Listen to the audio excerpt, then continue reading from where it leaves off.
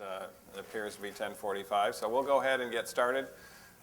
We always have a tendency to have more material than what we have time for, and we also want to have time for questions and answers. So we did eliminate, when I did a little research on my own, one of my hobbies, as some of you know, is to stay as current as possible in the medical literature. And so I'm downloading a lot of different studies to my computer on a regular basis. And you might imagine when I typed in the word cancer just in the last a couple or 3 years, over 10,000 articles came up that I thought was important enough to at least save to my hard disk and have it there. And of course we have to eliminate that down due to the audience that we're talking about. We could just take one of those cancers, for instance, esophageal cancer, and spend the whole hour and 15 minutes just on that alone in regards to new research, some of the underlying causes, et cetera. So when we talk about cancer, it's not always the same disease. There are different causes for different types of cancers and also different treatments for different types of cancers. And that's something to keep in mind. Sometimes we have a desire to make it so simplistic that there's going to be, quotes, one remedy to prevent all cancers and one remedy to treat all cancers. And those that try to make it that simplistic are often confused and perplexed as a result of that simplicity. So we'll begin eliminating the C word.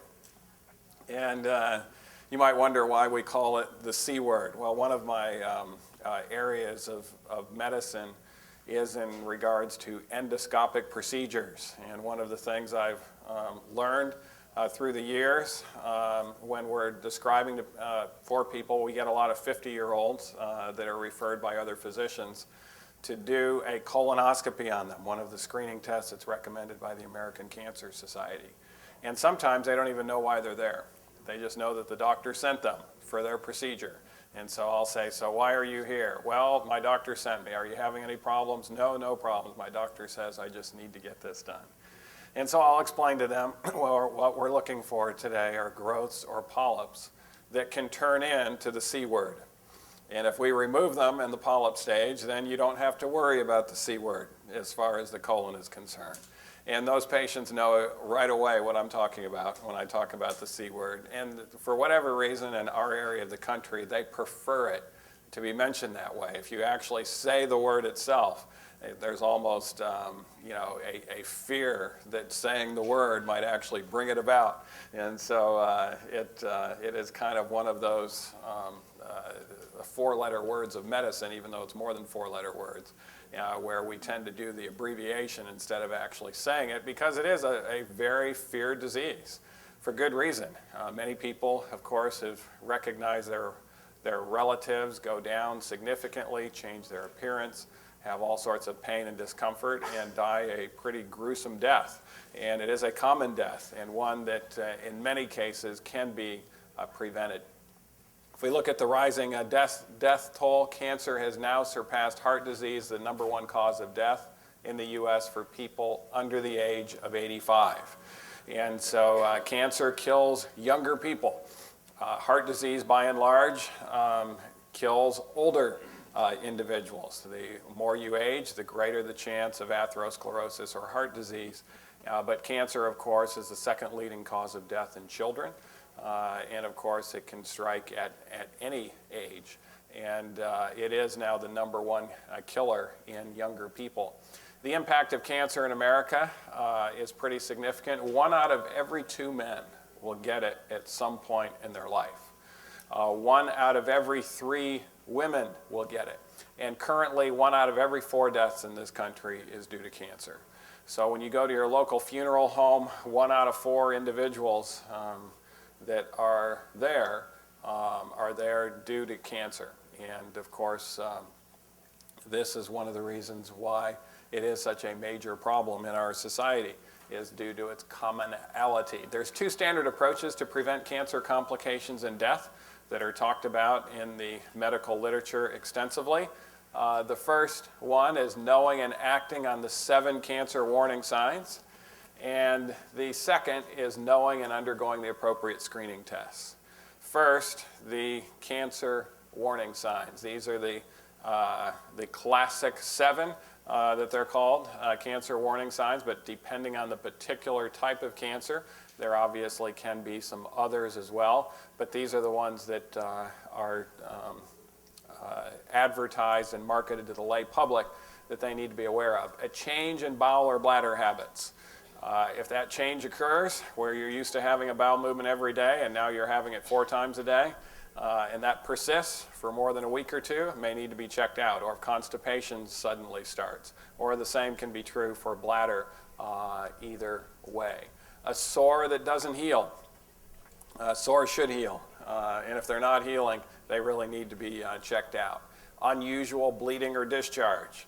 You might be surprised how many individuals, speaking of the fields of colonoscopy, that come to me that have put up for rectal bleeding intermittently for quite some period of time, just because they thought it was a normal part of their existence, or they attribute it to hemorrhoids or whatever, and when it gets out of control, where all of a sudden they're needing blood transfusions, etc., then they show up to finally find out why they're having the bleeding. And of course, often that can be very late in the process, and by then, if it is cancer that's causing that bleeding, it could have had a much more likely chance to spread to vital organs. Of course, unusual bleeding or discharge from other areas may also be abnormal and need to be checked out. Thickening of a lump in the breast or elsewhere is obviously abnormal. Indigestion or difficulty in swallowing. Many people don't get checked out for this. And one of the things that's important to realize is this really underscores the most rapidly rising cancer in our society today. Does anyone know what the most rapidly rising malignancy is in America? It's not colon cancer. It's not oral cancer. It's esophageal cancer. Yeah. Esophageal cancer is a very deadly cancer. It's dramatically increasing in our society. And studies show that if you have reflux symptoms for more than 5 years, you're at a marked increased risk of getting esophageal cancer. And that's because first you get reflux, then as it persists, the mucosa can change into what's called Barrett's esophagus. And then Barrett's esophagus can then change and go into malignancy. And so it's important that you don't just take, over-the-counter Prevacid or over-the-counter Prilosec or get prescriptions for these type of drugs over the course of years and think that just because you're a refluxer you need to do that. You need to really get it checked out to make sure that you don't have Barrett's esophagus, because of course at that point intervention can be taken place to prevent you getting the actual malignancy. And of course once malignancy of the esophagus occurs, it's very rapid death, normally within a year in most cases, despite what therapeutic measures are being utilized, at least the traditional therapeutic measures. Difficulty in swallowing. If food gets hung up before it goes down, that's abnormal. Needs to be checked out. Obvious change in a wart or mole, change in color, change in the shape or the thickness, etc., needs to be checked out. And this is underscoring another malignancy that's on the rise in America today. What's the name of this malignancy? It's melanoma, the deadly type of skin cancer. Nagging cough or hoarseness. If that persists after several weeks of having a cold and you still have it, needs to be checked out because it could be a malignancy. Now, if people would actually do what this recommends, if people with these symptoms would have them checked out promptly, what % of cancer deaths could be spared in America today? Do you know? Anyone want to make a guess about that? 50%? Someone says 90%, 70%. It turns out about 5% of cancer deaths could be spared. That's quite a few when you're considering over 500,000 deaths from cancer. That's over 25,000 individuals that would be saved every year if people would pay attention to this. But it's also good to keep this in perspective. Some might say maybe as much as 10%. So somewhere between 25 and 50,000 people could be spared if they paid attention to this list and if they got these symptoms checked out rather promptly.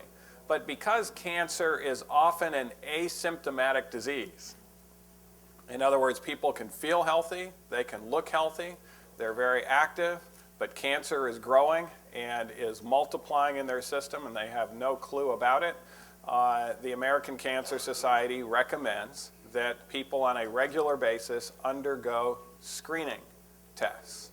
Now, screening test means that you have no symptoms whatsoever, but you're undergoing tests to see whether you might have a cancer in an early stage to have an intervention done to prevent it from actually causing death or spread. A physical exam is recommended with a caregiver with attention to thyroid, lymph nodes, oral cavity, skin, testicles, and ovaries.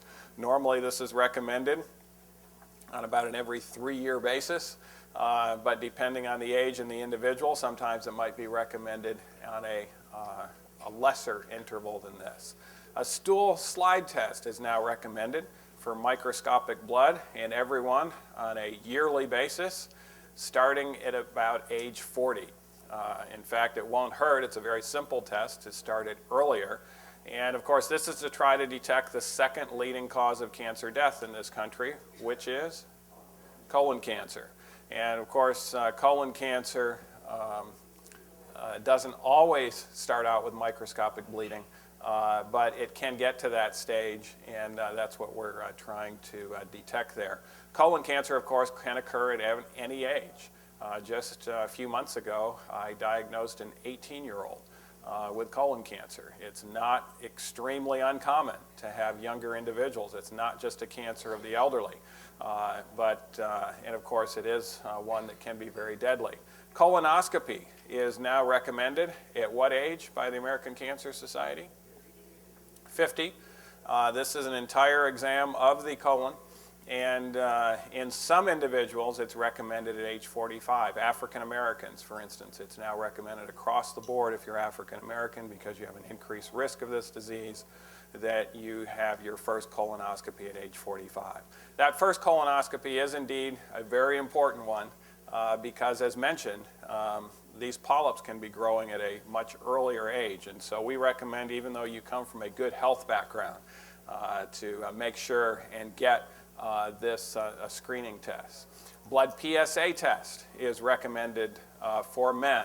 This is becoming a little more controversial. Thank you.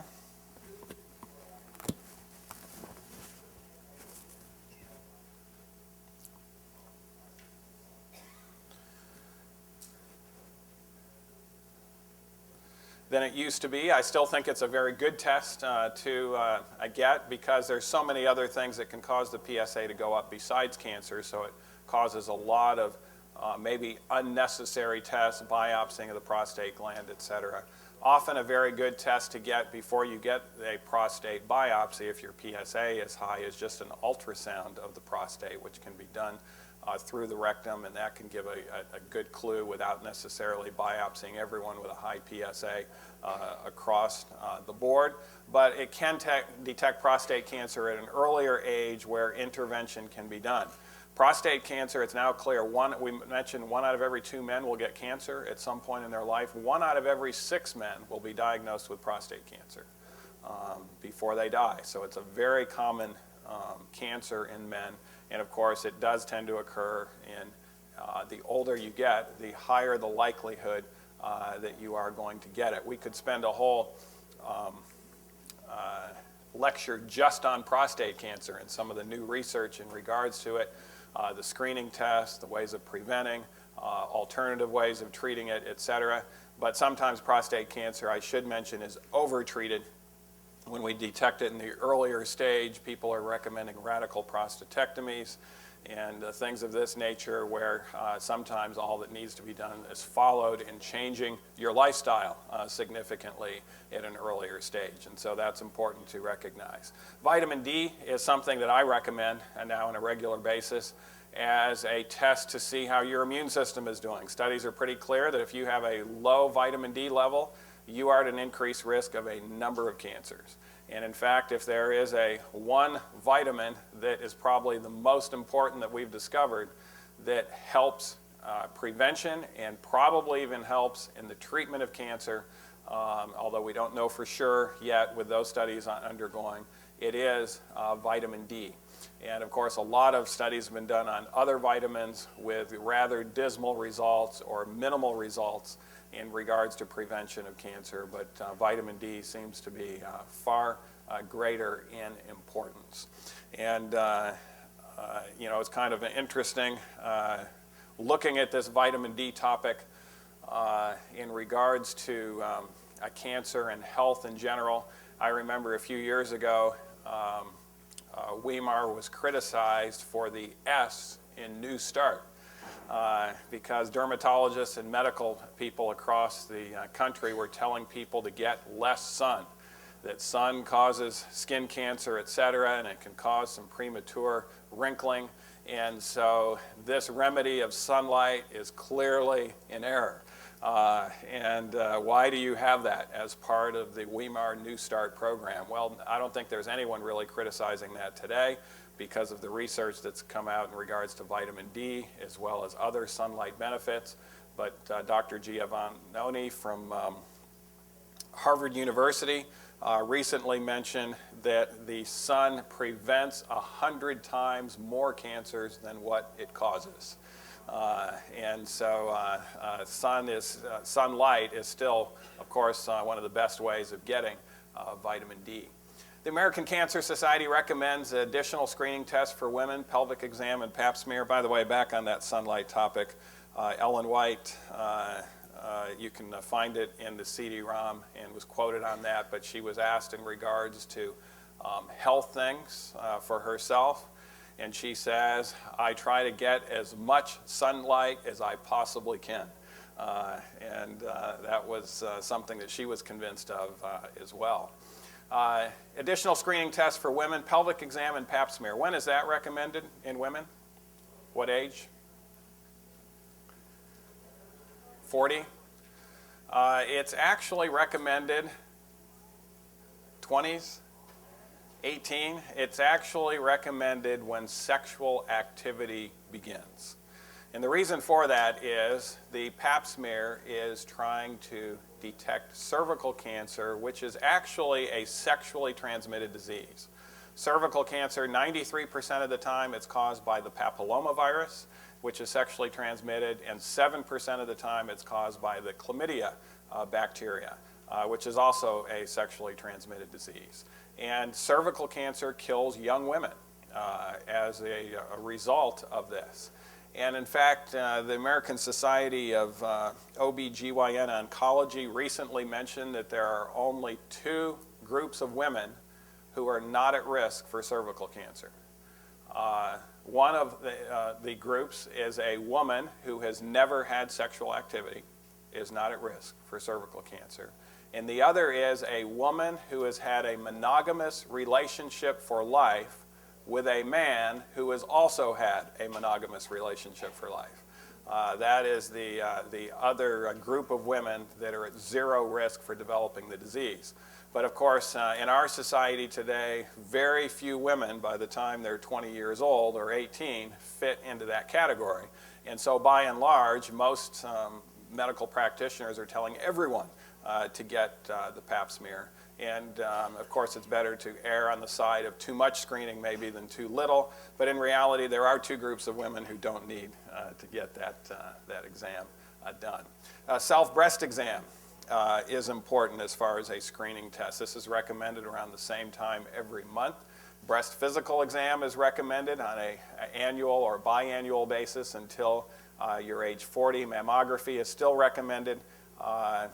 Some studies are showing every year after 40. Some are saying every other year. Certainly after 50, it's recommended on a yearly basis to detect what type of cancer in women? Breast cancer. Breast cancer is the 2nd leading cause of cancer death in women. And 1 out of every 8 women. We talked about 1 out of every 6 men getting prostate cancer in this country. 1 out of every 8 women will get breast cancer. Thus we need to be aggressive at trying to pick it up at the early stage. Now, having mentioned this in regards to screening, if everyone would undergo the screening tests appropriately and at the right age, what % of cancer deaths could be spared? 5%, 10%? You're doing a little better on this one than you did on the last question. It is true, another 5%. No more than 10% of cancer deaths could be spared. So 25 to 50,000 lives could be saved. Still very important to undergo it. But that leads us to the next question, and that is this. Is knowing and following the cancer warning signs and undergoing screening the best way to prevent cancer? No. Actually, those things don't prevent cancer. They're preventing cancer deaths to some extent, but they're not really preventing cancer. Most cancer deaths are actually prevented before cancer ever forms to begin with. And there's 2 primary methods in which we can prevent cancer deaths. And one is knowing and avoiding carcinogens. These are things that can get into your cell and change that cell into a cell that multiplies out of control and is an abnormal cell. That's what cancer is. And so knowing and avoiding those carcinogens, and then boosting and maintaining the immune system, also an important role. Because we live in a sinful world, we can't avoid all carcinogens all the time. And if we do have a cell that goes into an abnormal cell, hopefully our immune system will be able to recognize it and destroy it before it has a chance to grow and multiply. The first one that we'll go into is carcinogens. What's the #1 carcinogen in America? It is tobacco smoke, still the #1 carcinogen. And it increases the risk of a number of cancers, including cancer of the lung, lip, mouth, throat, voice box, trachea, esophagus. Stomach cancer is twice as likely, liver cancer is twice as likely, pancreatic cancer twice as likely, bladder and kidney cancer 4 to 8 times as likely.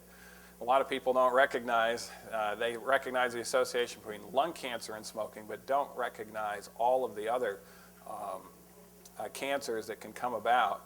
And of course, that's because those toxins, those carcinogens can concentrate in the bladder and kidney. Many of them are eliminated in the body through these organs. Cancer of the cervix, actually. Now, we mentioned cervical cancer being a sexually transmitted disease.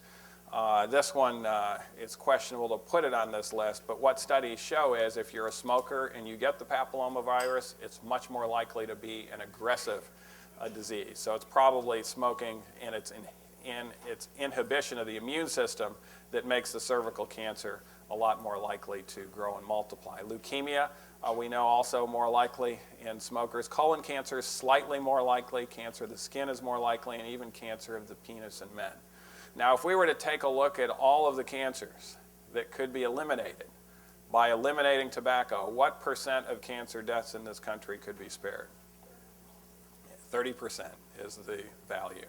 So this is even more important as far as numbers of deaths are concerned than even the screening tests and the signs and symptoms. And so really it is a toxin that would be best buried deep beneath the earth, and maybe we ought to eliminate it the way we eliminate some nuclear waste, et cetera, in order to get people's attention in regards to the problems that it's causing in this country. Now, this one is not as well known in the media as being a carcinogen, but clearly it increases the risk of cancer in a number of ways. It's been linked to 75% of all esophageal cancers, 50% of all mouth cancers, 50% of all larynx cancers, 30% of all liver cancers, and it also has been shown to increase the risk of colon and rectal cancer, even in moderate amounts. Now, most of these cancers are caused by those that drink a regular amount of alcohol in a rather heavy way. These are linked to what we call alcoholism, which is a very common problem in our country today. But this occurs not only in alcoholics, but in people who are not classified as alcoholics, who use alcohol just on a moderate basis. And also this cancer is significantly increased in those that just consume alcohol moderately, and that is breast cancer. A lot of people are unaware but there have been well over 100 studies, now almost 200 studies done internationally, that show that alcohol, even in moderation, significantly increases the risk of breast cancer. Now, when those studies come forward, and they're published in prestigious journals like the Journal of the American Cancer Society or the Journal of the New England Journal of Medicine, when these studies come out, unfortunately, there's a media blackout in regards to having your evening news person tell you about this on television. Now, when a study comes out showing that alcohol might decrease the risk of heart disease, that shows up on the media. And that's something that is well advertised. And it is true that if you drink enough alcohol to get cirrhosis of the liver, you will only have a 20% chance of dying of a heart attack compared to someone in the general population.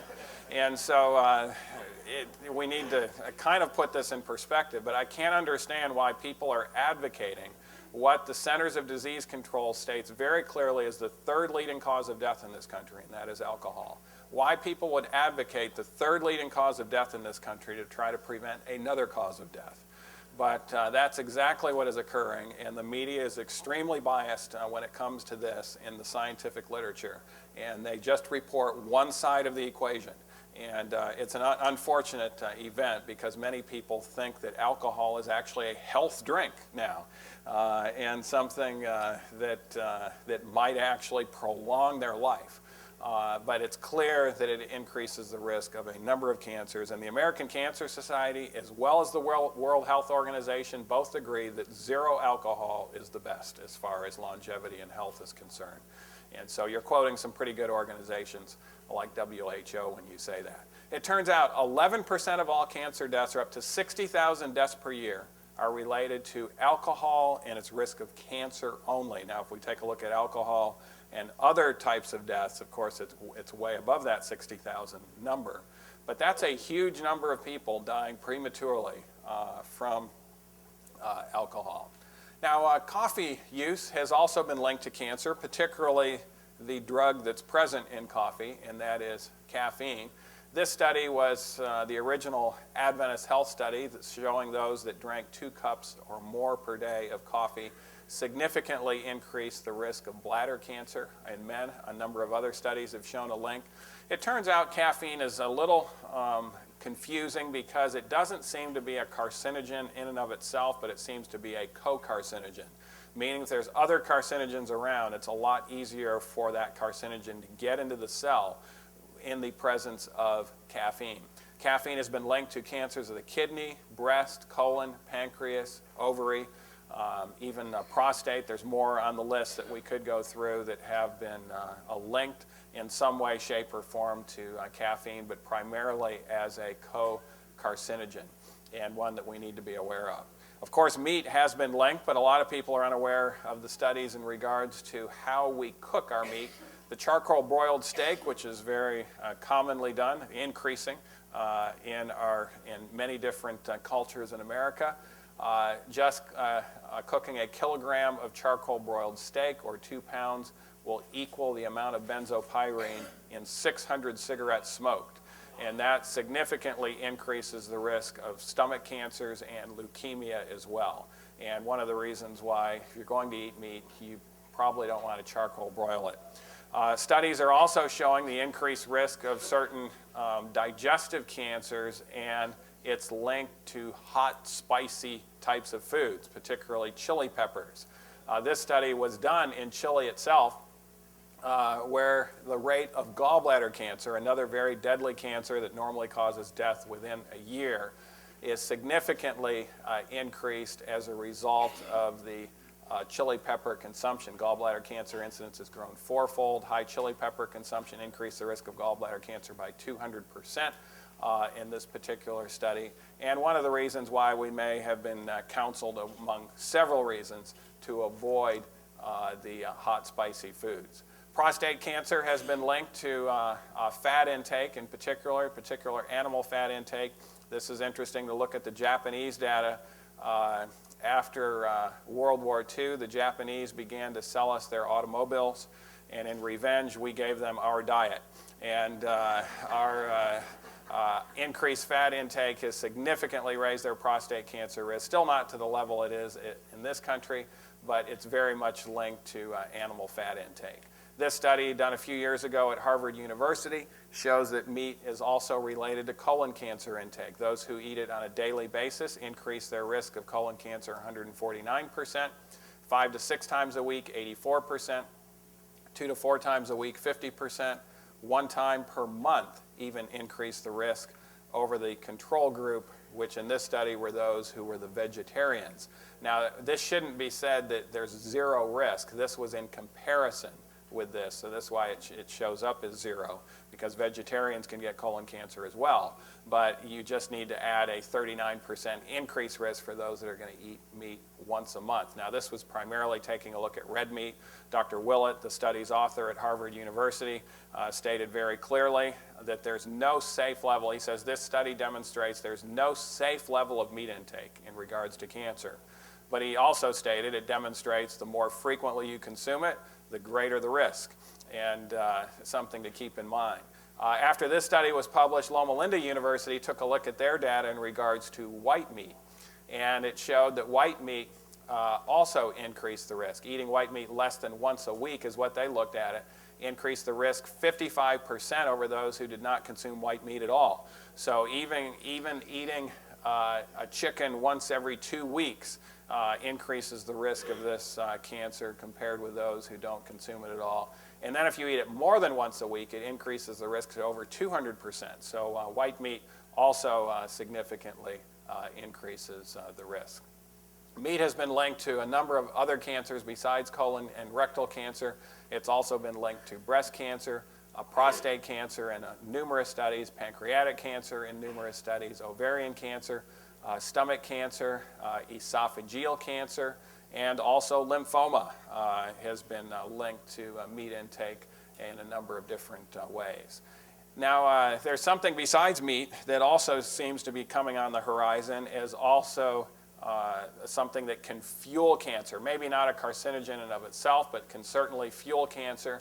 This study was done by UCLA's Johnson Cancer Center, published just a few months ago. These findings show that cancer cells can readily metabolize what? Fructose to increase proliferation. What they showed is that fructose dramatically increases the proliferation of pancreatic cancer cells. Glucose does not. Glucose has a different metabolic pathway. Now, when we're taking a look at sugar, sugar is glucose plus fructose. So we're getting fructose with sugar. And it is one that can have major significance for cancer patients. Given dietary refined fructose consumption indicate that efforts to reduce refined fructose intake or inhibit fructase-mediated actions may disrupt cancer growth. One of the concerns is fructose consumption has increased over 1,000% in the last 20 years in America. The fructose corn syrup and many of the other fructose-related refined products are something that is thought to be a health food, since it, quotes, doesn't have just sugar in it, it just has, quotes, fructose, but we know, of course, that isn't the case. And maybe one of the reasons why sugar consumption has been linked to a number of cancers that have been looked at for many years. Colon and rectal cancer also show up here, as well as breast cancer, ovarian cancer, uterine cancer, prostate cancer, kidney cancer, and even cancers of the nervous system. One of the cancers of the bowel that's also been shown to be increased as a result of sugar consumption is a rare type of bowel malignancy called small bowel cancer, also a link to sugar consumption. And this may be a lot of the new research in regards to cancer is taking a look at metabolic syndrome in cancer. We know those that have the metabolic syndrome or are pre-diabetic patients or overweight, et cetera, increase their risk of a number of different cancers, and sugar consumption certainly seems to be related. Also, many times we forget what Ellen White said in regards to sugar. She said, sugar, when largely used, is more injurious than meat. Pretty solemn statement for many vegetarians who replace the meat with actually a high sugar content. When we take a look at a summary list of cancer-causing agents, it can be rather extensive. Tobacco, alcohol, high salt intake has been linked to a number of cancers, particularly stomach cancer and other cancers. Meat, due to its saturated fats, nitrosamines, excessive iron in meat may be also one of the reasons. It's pro-oxidant. There are many toxins that have been linked to a number of cancers. In fact, we could have gone through just that alone. There's actually 19 different toxins that have been linked in major ways to different cancers. These are just a few of them here. Radiation, of course, and one of the concerns in the medical literature is the increased radiation from indiscriminate CT scans. What's happening in emergency rooms throughout the country is if someone comes in for abdominal pain, it's almost automatic in some emergency rooms that they're going to end up with an abdominal CT scan. And that CT scan is worth about 400 x-rays in regards to radiation. And as a result, it significantly increases their risk of malignancy 20 or 30 years later. Now, you know, if you have a 78-year-old coming in with abdominal pain, your threshold for ordering that would be less because their chance of living to 98 to get the cancer from it is far less. And so we might be able to do it more indiscriminately in that age group. But for 20 and 25-year-olds to be just coming in with abdominal pain, and this is an automatic test that's ordered, is a cause of concern. And often they're looking, it's just amazing. We've had problems even in our own emergency room where I'm working and trying to educate these physicians. But you know, they'll just come in with typical ulcer pain, and then they're ordering a CT scan, and it's kind of like, wait a minute, there's a whole lot of other ways that we could have tried to diagnose this.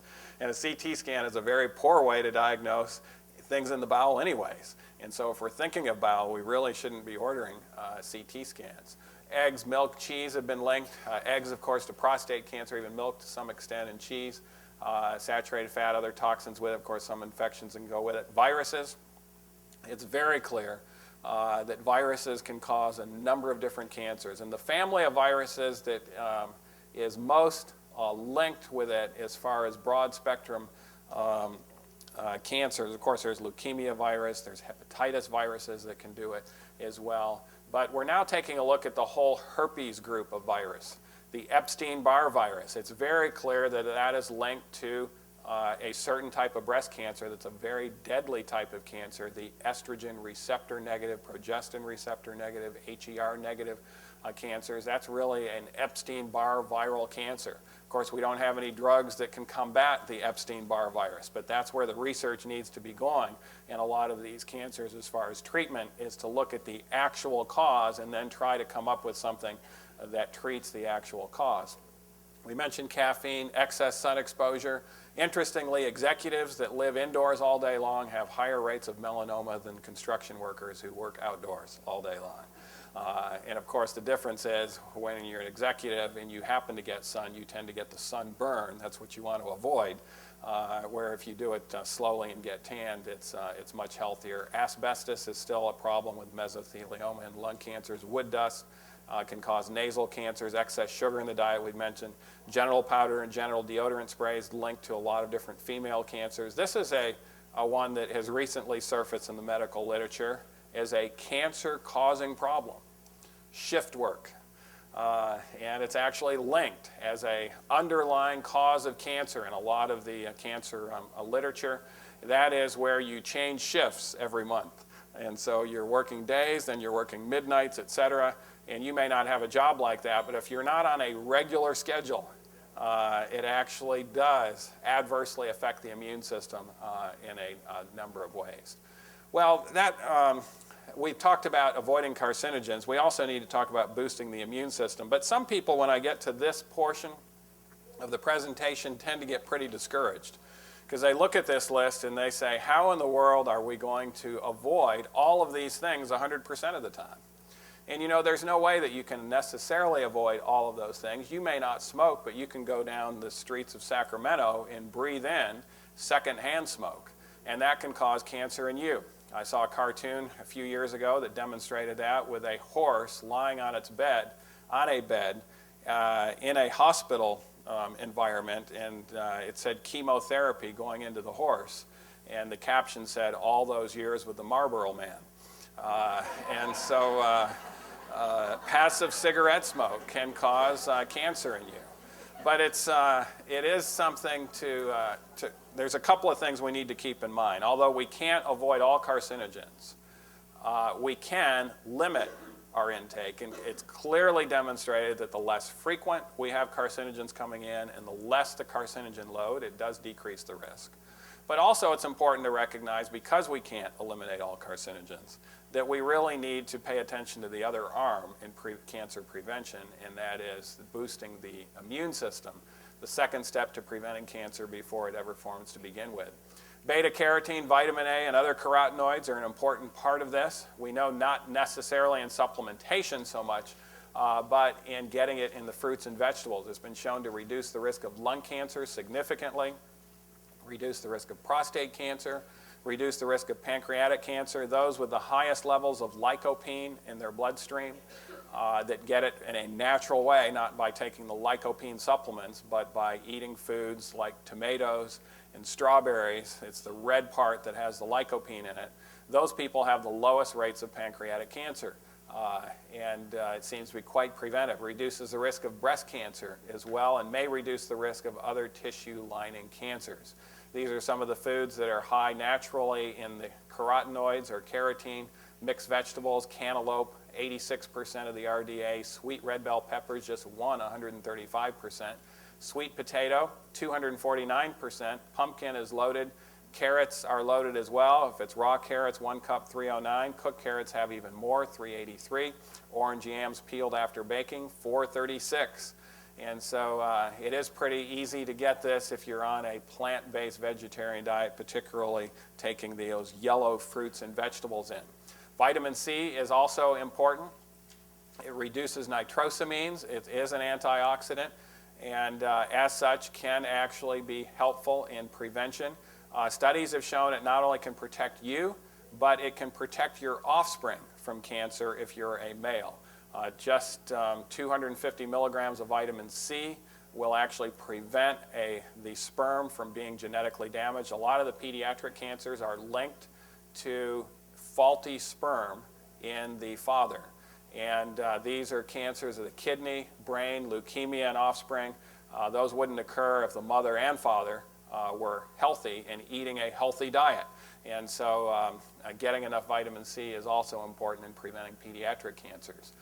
Foods high in vitamin C, broccoli is high in it if it's raw. Now, unlike vitamin A, vitamin C, about half of it is destroyed by cooking, so you do better with raw here. Sweet green bell peppers, 66 milligrams, orange 70, kiwi 75, strawberries 1 cup, 82, grapefruit 94. Brussels sprouts are so loaded that even if you boil them, they have 98 milligrams of vitamin C.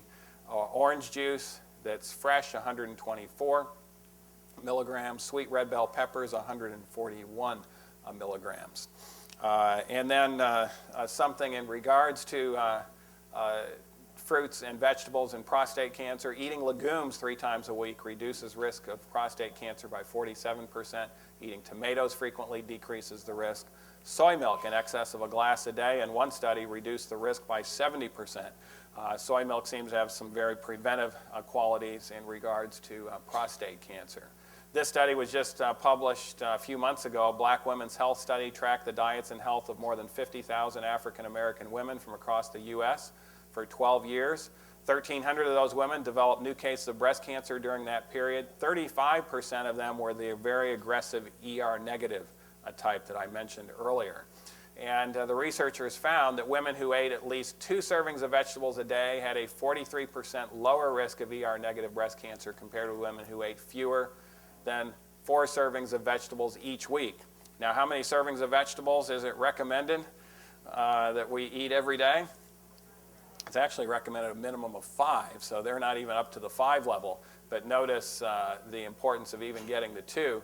Further, they identified certain types of vegetables that appeared to reduce the risk of all types of breast cancer, including broccoli, collard greens, cabbage, and carrots. And this was published October 11 of 2010. And this underscores the power of whole plant foods. Whole plant foods actually exceed that of their component parts in power. For instance, a cup of cooked kale has 50 milligrams of vitamin C and 13 units of vitamin E. but the antioxidant potential of 1 cup of kale is equal to 800 milligrams of vitamin C and 1,100 units of vitamin E. And this is why we recommend fruits and vegetables instead of vitamin intake per se in regards to cancer prevention and even as an add-on in regards to cancer treatments. Now this is a new study. Actually, I should mention that at Weimar this summer, at the Weimar Amazing Facts Convocation, we filmed a New Start that will be utilized in a global way for you to utilize in your local churches. We did a 9-part series. We did an overview and then one of each of the natural remedies. And then we also did a spiritual New Start. Mark Finley and John Bradshaw and Don McIntosh did the spiritual New Start. Each segment was 27 minutes each, and so you can utilize this in your local churches. But this is taking a look at the antioxidant-rich fruits and vegetables, and this is the new data from the Human Nutrition Laboratory in Maryland. The top, whoops, we were going to go the other way, and I just noticed David Dahm tried to adapt this from my lecture at Weimar, but I see he went backwards. And so you're getting, I was normally going from 10 to 1 and see you guess, but you can see these were in reverse. And so it's too bad David's not here to see this. But number 10 was grapefruit, number 9 kiwi, 8 cherries, 7 red grapes, 6 oranges, 5 plums, 4 raspberries, 3 strawberries, 2 blackberries, and 1 blueberry. Blueberries top the list. Blackberries are actually number 2 in the list as far as antioxidant fruits. Strawberries is what the University of California at Berkeley mentioned as number 1, but they didn't test the blueberries and the blackberries that were there. And so it's good to keep these in mind, berries in particular. This is a very humble fruit, but one that's very important. And hopefully the same thing didn't happen with vegetables, but I'm fearful that it did. And let's see if it did. We got this one right. Number 10 is eggplant, antioxidant rich. Number 9 is corn. Number 8 is onion. Number 7, red bell pepper. Number 6, beets. Number 5, broccoli. Anyone want to guess what's in the top 4 as far as the antioxidant rich vegetables? Number 4, Brussels sprouts. Yes, very good. Number 3? Number 3 is spinach. Spinach is very helpful because it's omega-3 content, which is that's not what it's looking at here. It's looking at antioxidant potential, but I think spinach has an additional advantage because of that omega-3 content. Number 2, someone already guessed it, as kale. And number 1, I haven't heard it yet. Number 1, you'll kick yourself for not getting this. Garlic, the number 1 antioxidant vegetable. One of the advantages of being married to a Romanian, every entree starts out with 4 cloves of garlic, it seems. Antioxidant-rich spices. Some of these spices are also loaded as well. Sumac, cloves, sorghum, oregano, rosemary, thyme, turmeric, sage, acacia, fruit pulp or skin powder. They even rank these as far as antioxidant potential. Rose hips was number 10 in the antioxidant-rich spices. And then I won't show you this. You'll have to actually get the Weimar New Start one to be able to get the whole comprehensive list that we did this summer. But the it also took a look at legumes and ranked them in regards to fruits and vegetables and nuts that came in. And many of the legumes are very high in antioxidant potential, higher than virtually any of the fruits that are out there. And so legumes are a very important part in regards to total antioxidant. Well, here, I guess we do have it. I didn't think I had it. This isn't the actual Weimar list, and you can see it's not quite in the right place. But you can see how the many of the fruits come out on top. But pinto beans are up there, number 4. Red kidney beans, number 3. And the small red bean. Have you heard of these? Yes. Adzuki, very high in antioxidant potential, just 1/2 cup far greater than what you would get in even a whole cup of blueberries. Vitamin D, we mentioned this earlier, reduce the risk of prostate cancer, breast cancer, colon cancer, also reduce the risk of lung cancer recurrence after surgery. And so many studies are indicating its benefit, particularly when obtained from the sun. We're not as clear in regards to how the supplements are going to pan out in this, but there is evidence that I think that the supplements are going to do fairly well as well, but maybe not quite as good as sun. Obesity and increased risk of death from cancer. We know obesity suppresses the immune system in several ways. Studies show whether you're a man or a woman, the more overweight you are, the greater the risk of a number of cancers. And this has been looked at in many ways. It increases the risk of breast, endometrial, prostate, pancreatic, and esophageal cancer most definitively. Also, of course, increases the risk of high blood pressure, increases the risk of diabetes, and also increases the risk of heart disease. Now, how can you know whether you're overweight or not?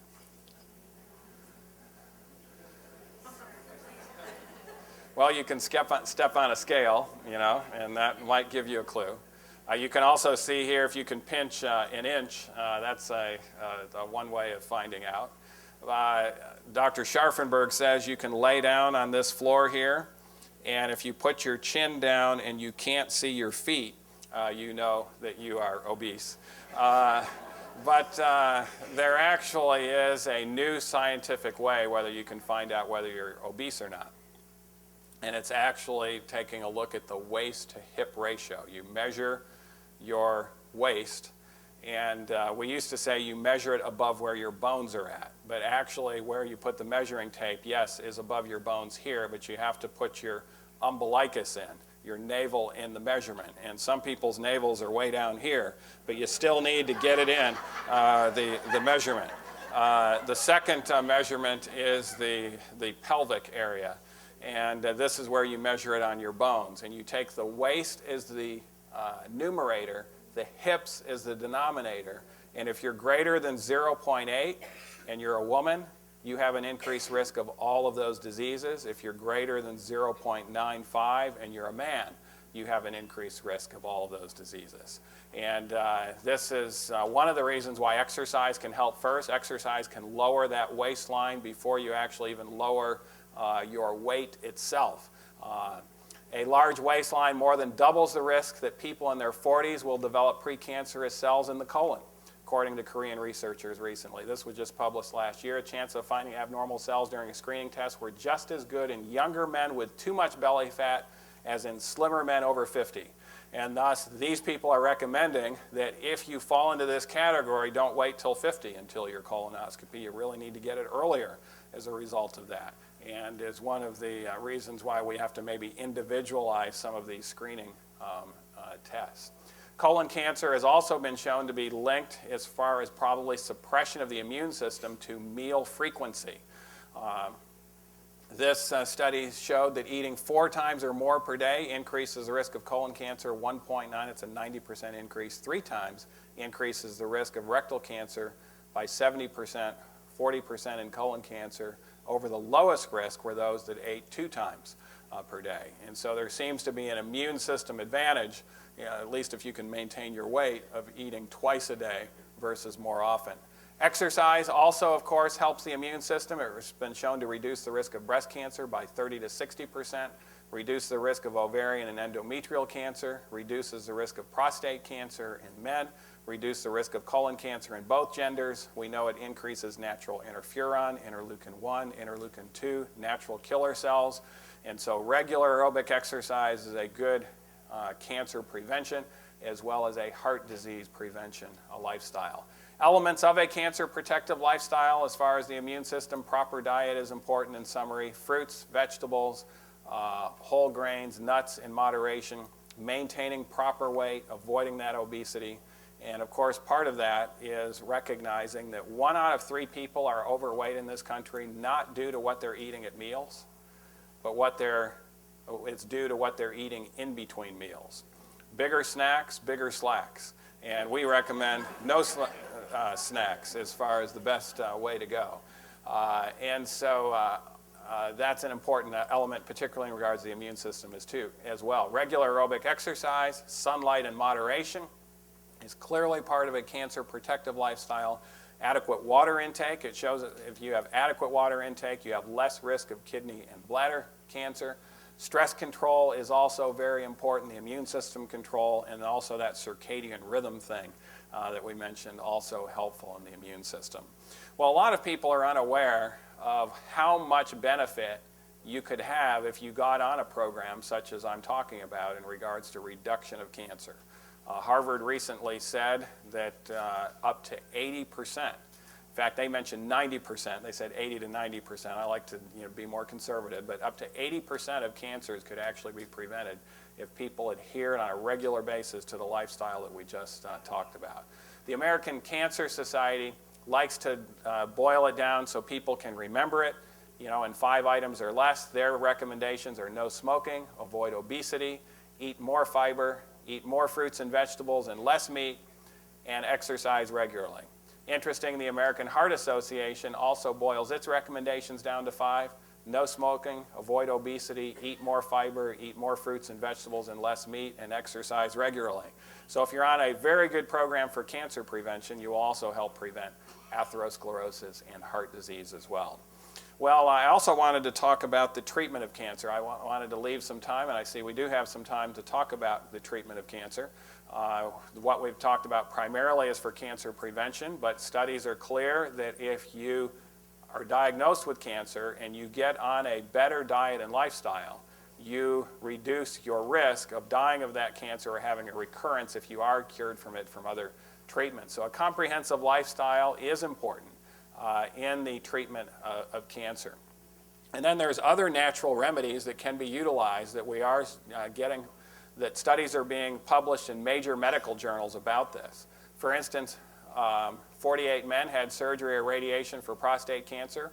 Pomegranate juice slows the doubling time in prostate cancer by almost 2 years. It decreases the rise in PSA, and it contains a number of antioxidants thought to have anti-cancer effects. It also contains estrogen-like plant substances called phytoestrogens. That may be one of the soy advantages that can be useful in combating prostate cancer. This was published by the American Urological Association, Alan Antuk for UCLA, May 2005. Other studies are showing that if we have cancer, getting on a program to lower your cholesterol can decrease the fuel for that cancer and thus increase your risk of survival and surviving a longer period of time. This was the Journal of Clinical Investigation. High blood cholesterol makes prostate tumors grow faster. Tests did not suggest that high cholesterol actually causes cancer, but did show that higher levels of the blood fats fueled prostate cancer growth.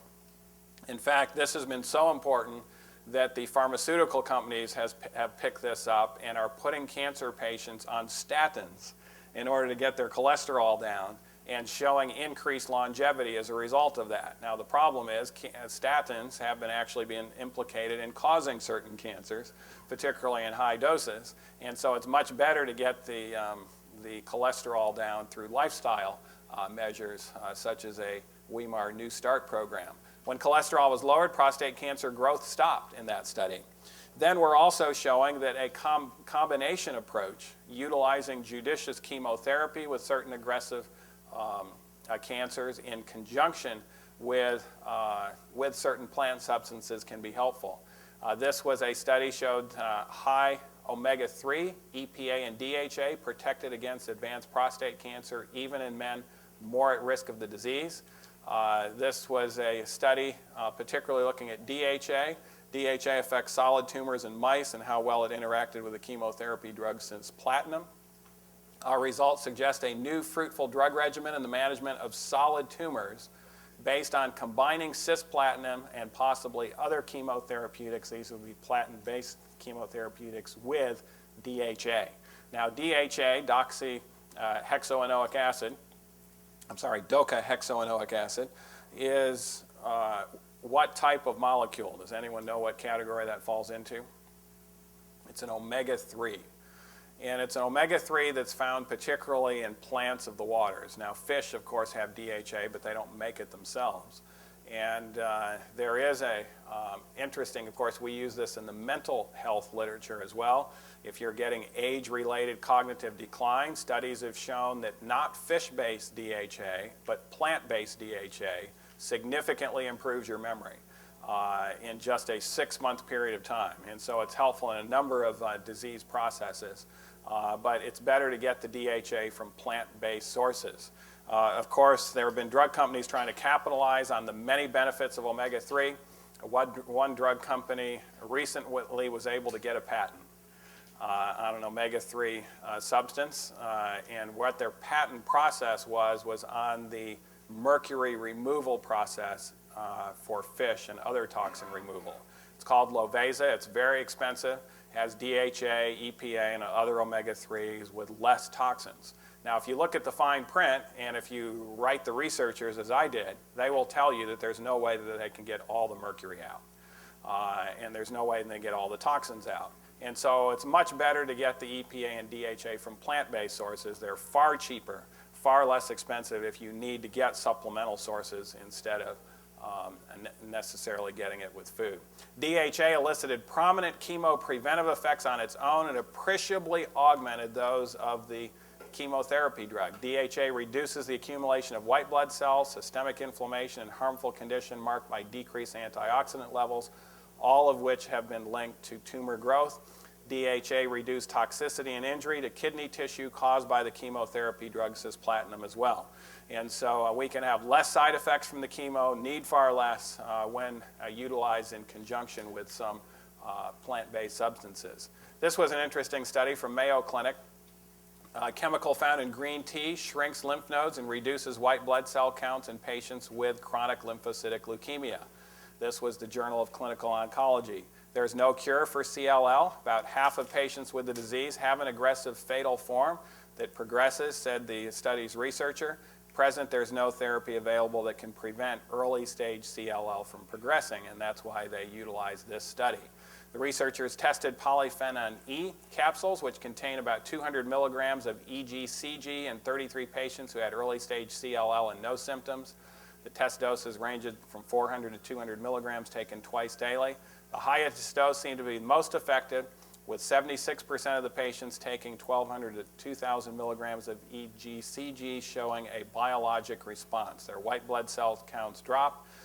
They did get a significant biological response, and this was published in the Journal of Clinical Oncology. If you have CLL today, your doctor is probably not going to put you on anything unless it really starts to progress, because the therapy risks outweigh the advantages. This would be one, obviously, where the advantages would outweigh the risks. Then even more aggressive chemo, like acute myeloid leukemia, parthenolide, chemical derived from the feverfew plant, destroys acute myeloid leukemia cells, leaving normal bone marrow cells relatively unscathed. The compound may get at the root of the disease because it also kills stem cells that give rise to AML as well as CML. This agent was found to be much more specific to leukemia cells than the standard chemotherapy drug Ara-C, published in the prestigious journal Blood, University of Rochester School of Medicine. And interestingly, although these studies are being published and they're being put forward, if you go to the University of Rochester and you have AML, do you think you're going to be given parthenolide? No. And if you go to, even the other university that showed DHA, you probably aren't going to get this. And this is one of the reasons why I think today in Adventism there's a particular need of comprehensive cancer treatment centers where we can utilize things like judicious chemo along with some natural therapies that people can't get anywhere else. We get a lot of people coming to Weimar with cancer, but often they feel a little conflicted because they feel that they either have to go the traditional route or they have to go the health route. And in reality, often it's a combined approach that is the best for them.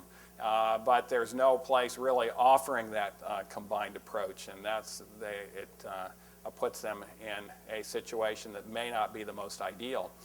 Turmeric has been well studied now by MD Anderson in Houston. It's been shown to be helpful, at least in the laboratory, and melanoma, a very deadly cancer, multiple myeloma, pancreatic cancer, prostate cancer, breast cancer, as well as colon cancer. The study's author said no drug company is likely to develop a natural product that cannot be patented. That's his problem. He can't get funding for his turmeric studies because it can't be patented, and it's very cheap. There are no companies behind it, so our only source of funding is either the National Institutes of Health or the Department of Defense. And he actually got money from the Department of Defense for his study,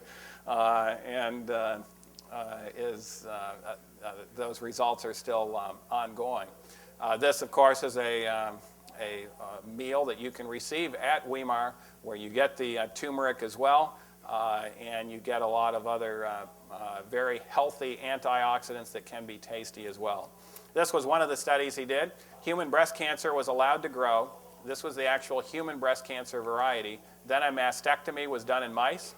Aggressive breast cancer spread to lungs in 95% of mice. Now, once breast cancer spreads to the lungs, it's universally fatal. You're not going to survive that. And so this was the aggressive form, 95% of them going to the lungs. When Taxol was given, of course, Taxol is a chemotherapy drug that comes, actually, its root chemical comes from a tree bark. 75% of mice had their breast cancer spread to the lungs. So what percent of mice were helped with Taxol? About 20%. When Taxol plus turmeric was given, only 22% of mice had breast cancer spread to the lungs. So again, a powerful add-on agent, and one that can be helpful also in other cancers like esophageal cancer. This study was done by the Cork Cancer Research Centre in Ireland, published in the British Journal of Cancer. Researchers at the Cork Cancer Research Centre in Ireland treated esophageal cancer cells with curcumin. Of course, that's the actual compound in turmeric, and found it started to kill cancer cells within 24 hours.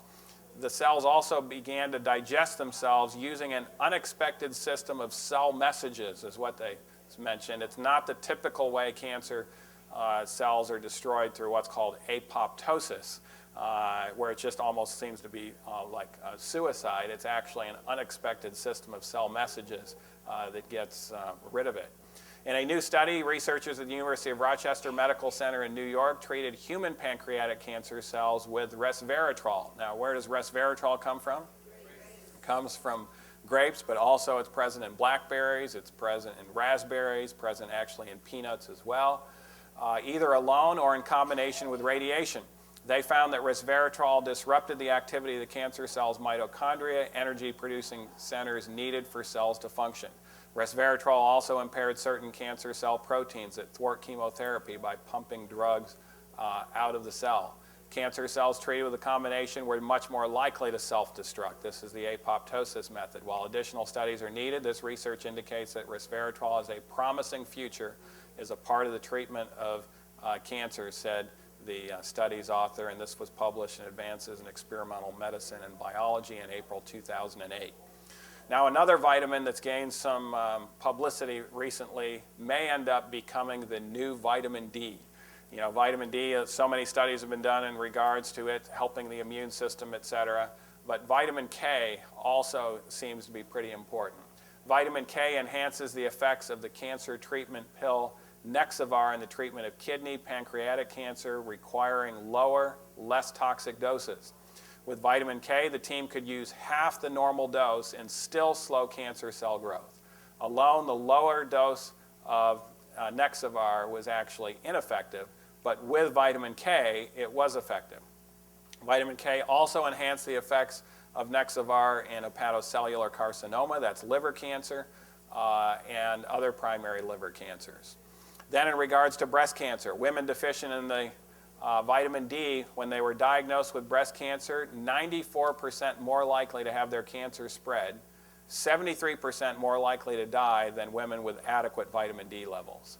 After 10 years, cancer did not spread or come back in 83% of women with normal levels, and 85% of these women were still alive. This is why for breast cancer patients, we recommend that they get their vitamin D levels. We need to know where they're at and how to risk stratify them. Only 24% of the patients had adequate levels of vitamin D, however, when they were diagnosed with cancer. And this was University of Chicago study, American Clinical Oncology. So in the treatment of cancer, we recommend a comprehensive treatment that might include things like turmeric or curcumin or cholesterol lowering, etc. Surgery, of course, can be helpful for a number of cancers, particularly if it's caught early on. Even if it's not caught early on, it might be helpful in the germinal cancers, such as testicular or ovarian cancer. And sometimes I've had to remind people, some people believe if they have cancer, if they're going to have surgery, it's going to cause it to spread. There's actually no evidence for that. And I've had to tell people that are averse to having surgery is which came first, sin or surgery? No, if you read the book of Genesis, surgery came first. And both patients were satisfied with the results. Ellen White also talked about how the Lord can guide the hand of the surgeon, talked about guiding Kellogg's hand, etc. The Lord can work through surgery, and if it can be utilized as a treatment, it should be. It shouldn't be used indiscriminately, however. A lot of people are unaware that Ellen White got cancer. She didn't die from the cancer, but do you know what type of treatment she underwent? It was radiation treatment. You can look it up on the CD-ROM. It's called X-ray treatment. Radiation can help certain types of cancer. We know it can help particularly prostate cancer if it's caught early enough. Depending, of course, there's some radiation that's more preferred than others. We're perfecting the technique more so that we don't do as much damage to the surrounding area, etc. But radiation is something that could be looked at as an add-on. And as we mentioned, chemotherapy can be helpful in certain types of cancer, particularly lymphoma, testicular cancer, etc. Can be very curative. And particularly when used with a comprehensive lifestyle and natural means, it can be very potent.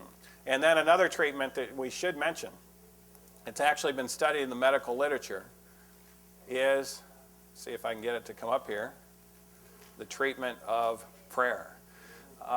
Interestingly, there's been studies done on SRC, the spontaneous regression of cancer. Over 140 cases have been described in the medical literature. All of them involved prayer. But it wasn't a prayer for the Lord to wipe out the cancer. It was a prayer placing the patient into the will of God. None of these individuals thought they'd be cured. They all had stage 4 metastatic cancer where death seemed to be imminent. And then they weren't dying, and they were actually feeling better, and they had to go back to their doctors and say, tell me what's happening. I thought I'd be dead by now. Their cancer was gone. But that really is something that we really need to utilize as a comprehensive treatment, placing the patient into the will of the Lord and having the patient a really desire to fulfill the Lord's will in their life. And in some cases, certainly not all, but in some cases, in a combined approach, cures can come about. Ellen White says this: natural means used in accordance with God's will brings about what? Supernatural results. We ask for a miracle, and the Lord directs the mind to what? Some simple remedy. We ask to be kept from the pestilence that walketh in darkness, that is stalking with such power through the world. We are then to cooperate with God. And I think we need to actually utilize, this was selected messages. One other quote that I liked to mention is a quote that she mentioned in regards to sanitariums. A lot of times people equate sanitariums with lifestyle centers, which they are. They're very much related to lifestyle centers.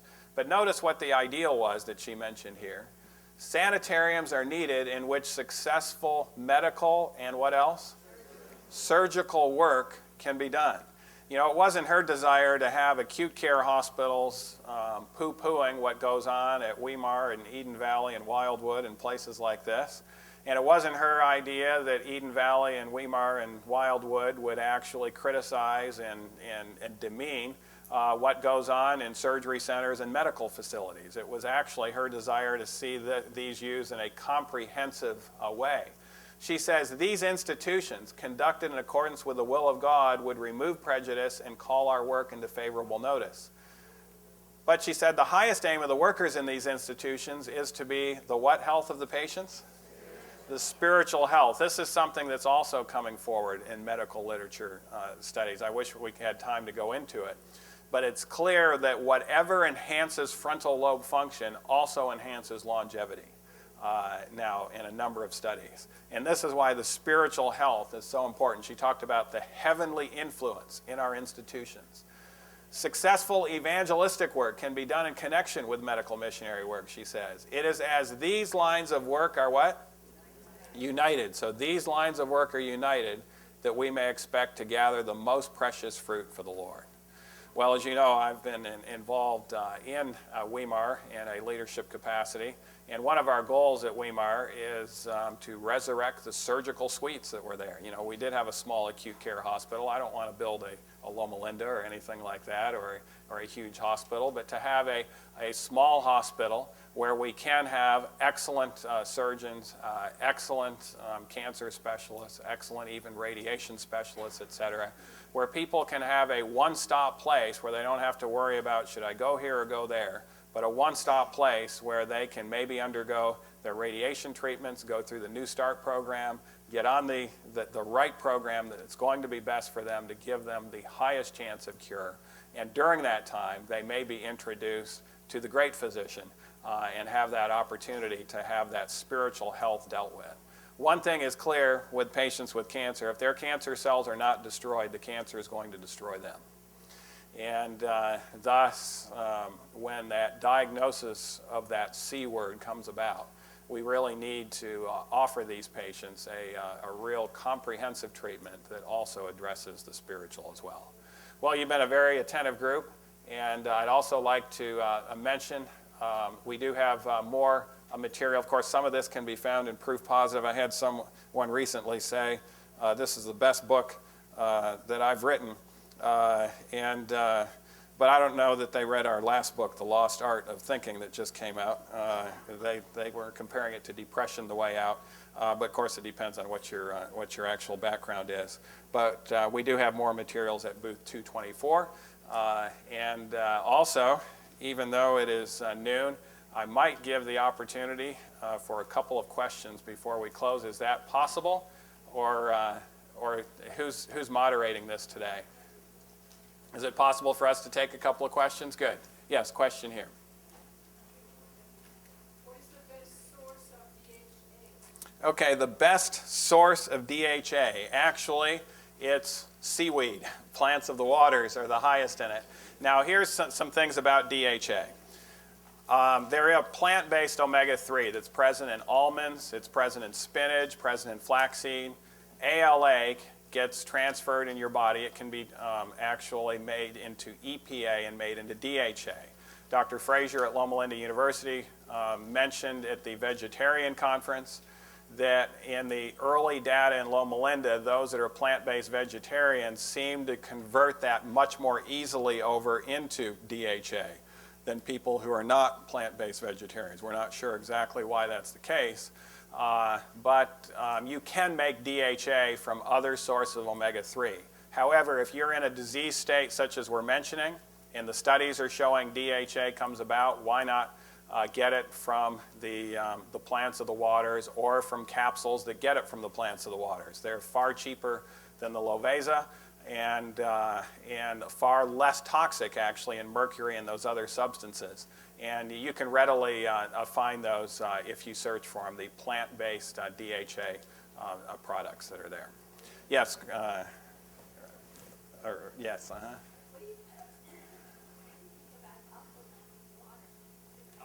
Yeah. The question is about acidic versus alkaline in regards to cancer. There's a lot of lay interest and actually lay misinformation that states that cancer cannot grow in an alkaline environment. It has to be an acidic environment. That's actually not true. It's very clear that cancer can also grow in an alkaline environment instead of an acidic environment. Obviously, if you're on a plant-based vegetarian diet, you're going to be a lot more alkaline.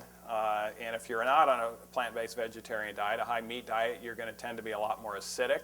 So there is some association in regards to that. We know plant-based is better than meat eating as far as cancer is concerned, but it by no means is 100% protective.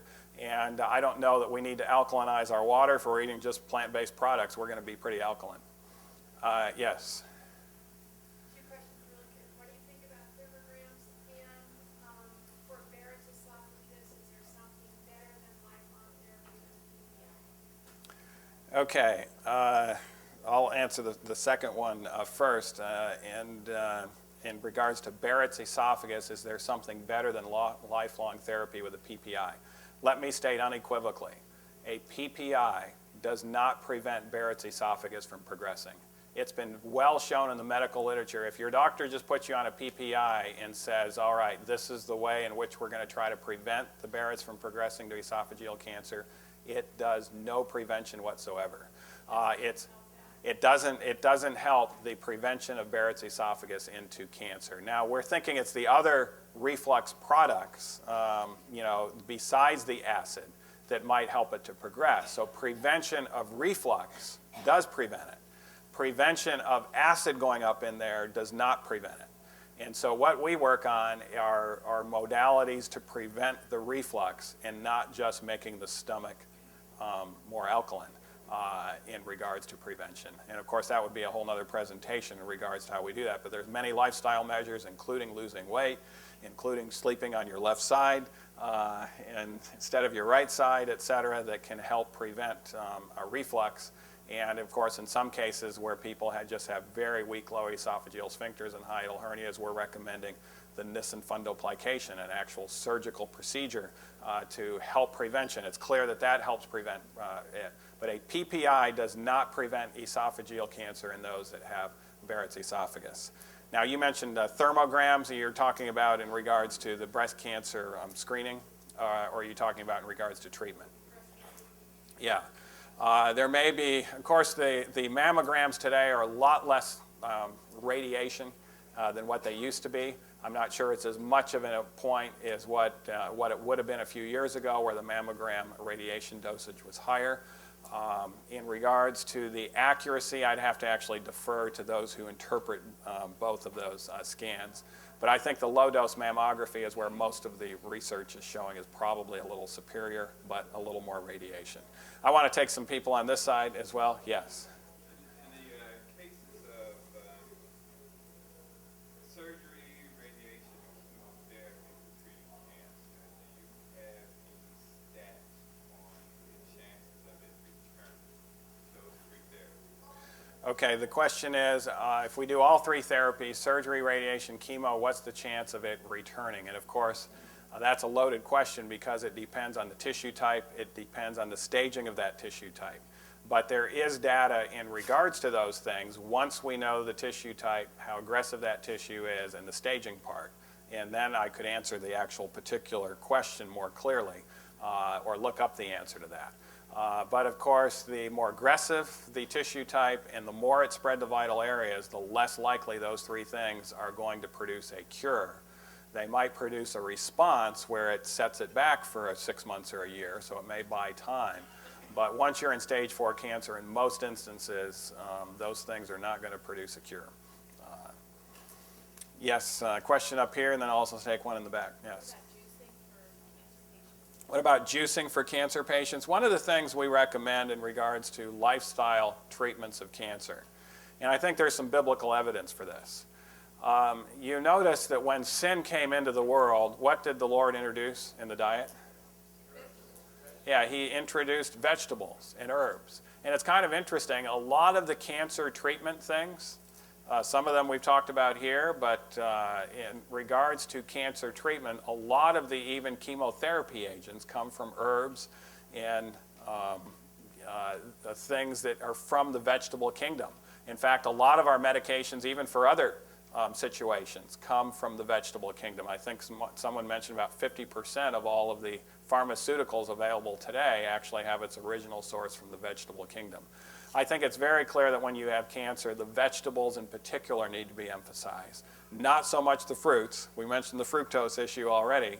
But we really need to try to load up and of course it depends on the cancer as well, but in general, we want to load up on those vegetables. And one of the ways of doing that can be juicing. And so in certain cancer instances, we might actually recommend, to be able to get a lot more punch in regards to the vegetables, juicing to be able to accomplish that.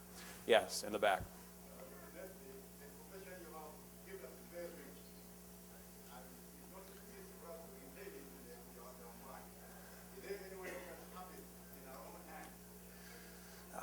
We do have some of that, some of the research that I presented, probably over half of it is still available in principle in our book, Proof Positive, where we have a cancer chapter on that. We also, in our Weimar New Start thing, we mentioned some of these studies that are there. Also, I would like to refer you to our Nedley Health Report. That's a free report that you can get from our website. All of the cancer research data on treatment that I mentioned is on that report. And then also the New Start Lifestyle Club, that's also a free service for you to log into Weimar, the New Start Lifestyle Club. You can do a search in cancer and get some of this data as well. So those would be several sources that you may be able to find some more information and get some of the information that I already mentioned. Yes?